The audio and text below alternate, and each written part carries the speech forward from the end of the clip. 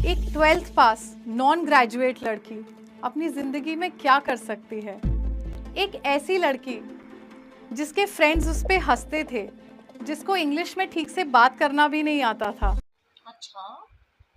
जिसने सिर्फ अपने कमरे में बैठकर इंस्टाग्राम की मदद से करोड़ों का business. My name is Tanya Mittal.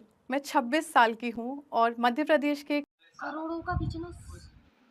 आज करोड़ों का। मैं एक मिलेनियर ऑफ इंडिया हूँ।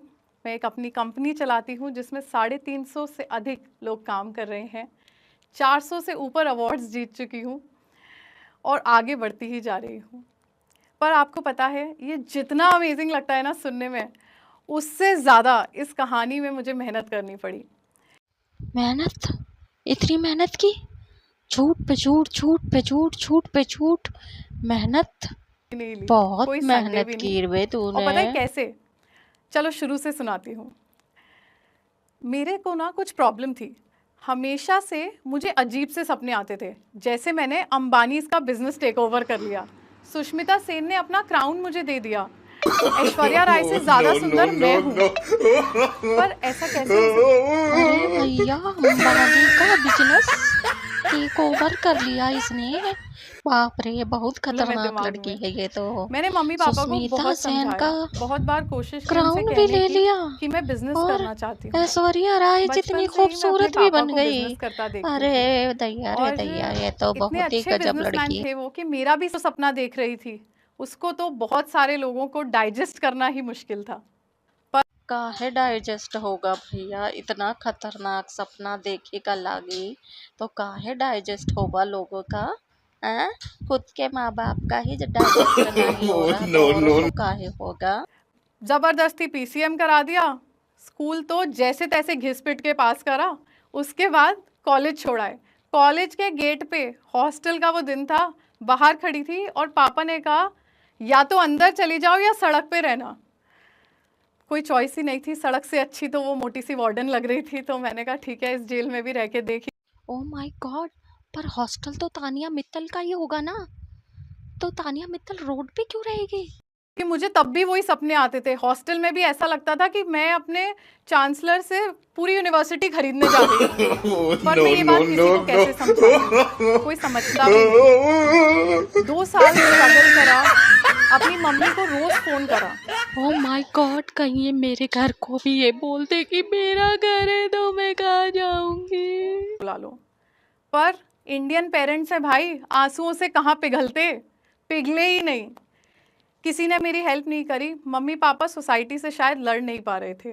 और उसके बाद एक दिन ऐसा आया जब मैंने भगवान से बहुत प्रे किया कि भगवान प्लीज मुझे नहीं जीना, अब मेरी जान ले लो। पर किस्मत इतनी खराब थी ना, वो भी नहीं हुआ। जिंदगी तो जा ही नहीं रही थी, जीनी ही पड़ रही थी।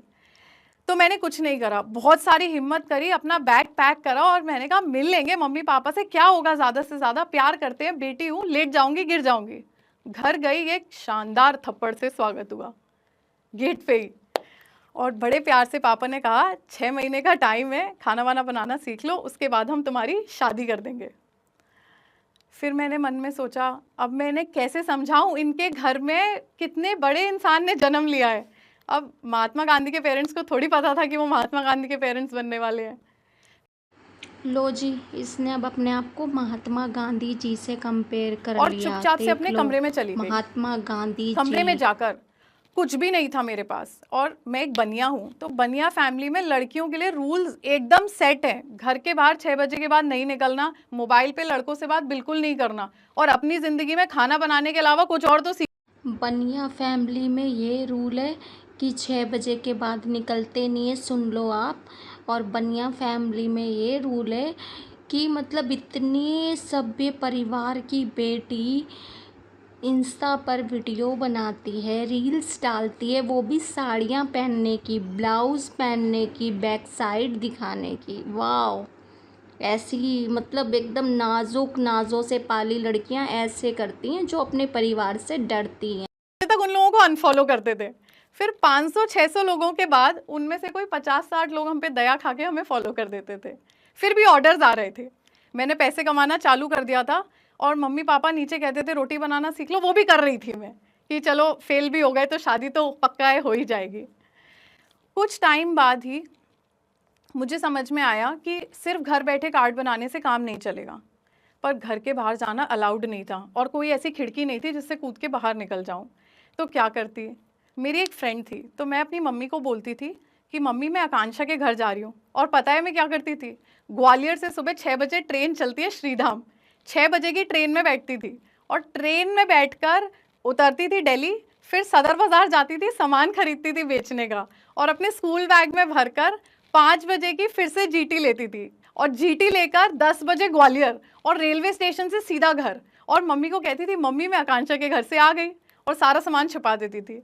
फिर इंस्टाग्राम पे फ़ोटो, मतलब एक बनिया परिवार की लड़की जिसे घर से बाहर निकलने नहीं दिया जाता, जो 6 बजे के बाद घर से निकलती नहीं है, ना ही फ़ोन पे लड़कों से बात करती है, वो घर से बोल के निकलती है मैं अपनी फ्रेंड के मिलने जा रही हूँ फ्रेंड के पास, और वो वहाँ से ट्रेन पकड़ के ग्वालियर से सीधा दिल्ली आती है सदर बाज़ार शॉपिंग करने। दोस्तों कुछ हज़म हो रही है क्या बात? इतनी सीधी लड़की और किसी को कुछ भी नहीं पता, वो ऐसे आ सकती है क्या ग्वालियर से सीधा सदर बाज़ार? जानते हैं कैसा एरिया है सदर बाज़ार, वहाँ लोग खड़े खड़े इंसानों को बेचते हैं, ऐसा एरिया है सदर बाज़ार।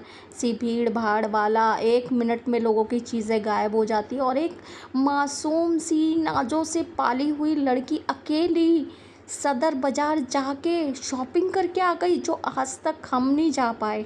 चुपचाप रात को इंग्लिश पढ़ती थी, यूट्यूब पे वीडियोस देखती थी, बुक्स पढ़ती थी और अपनी स्कूल की सारी बुक्स दोबारा पढ़ती थी। उससे पता है बोलना भी सीख गई, और शायद अपने अंदर जो कॉन्फिडेंस नहीं था ना, उसको भी पा लिया। जैसे ही इंग्लिश आई ना, बहुत सारी स्मार्टनेस भी आ गई। स्मार्टनेस आई तो फिर सुंदर होने का भूत चढ़ा। मैंने जब दिल्ली जाते थे सामान खरीदने, तो लड़कियां इतनी टिप टॉप, और फिर हम छोटे शहर वाले, ऐसा लगता था यार अच्छी नहीं लग रही मैं। तो मैंने एक और नई जर्नी स्टार्ट करी। उस जर्नी में मैंने अपना वेट कम करा, 18-20 किलो वेट कम करा, अपने आप को सुंदर बनाया और इंडिया को रिप्रेजेंट करा। मिस एशिया का क्राउन जीता, जो इंडिया ने 12 साल में पहली बार जीता था। उस दिन मेरी ज़िंदगी हमेशा हमेशा के लिए बदल गई। 110 कंट्रीज़ में वो क्राउन जीता मिस एशिया का, जो इंडिया ने कभी नहीं जीता था। प्रेसिडेंट ऑफ इंडिया से मिली, सिर्फ एक इंग्लिश सीखनी थी, और इंग्लिश सीखकर मैं पूरी दुनिया से अपने दिल की बात कह पाई और अपना टैलेंट शोकेस कर पाई।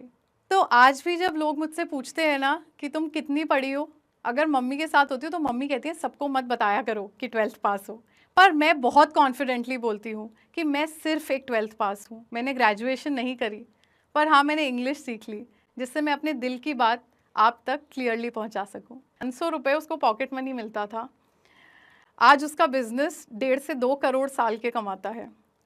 यहाँ आने से पहले अपने लिए 26,000 स्क्वायर फीट की फैक्ट्री में खुद खरीद के आ रही हूँ। 300 से ऊपर एम्प्लॉयज़ हैं मेरे पास।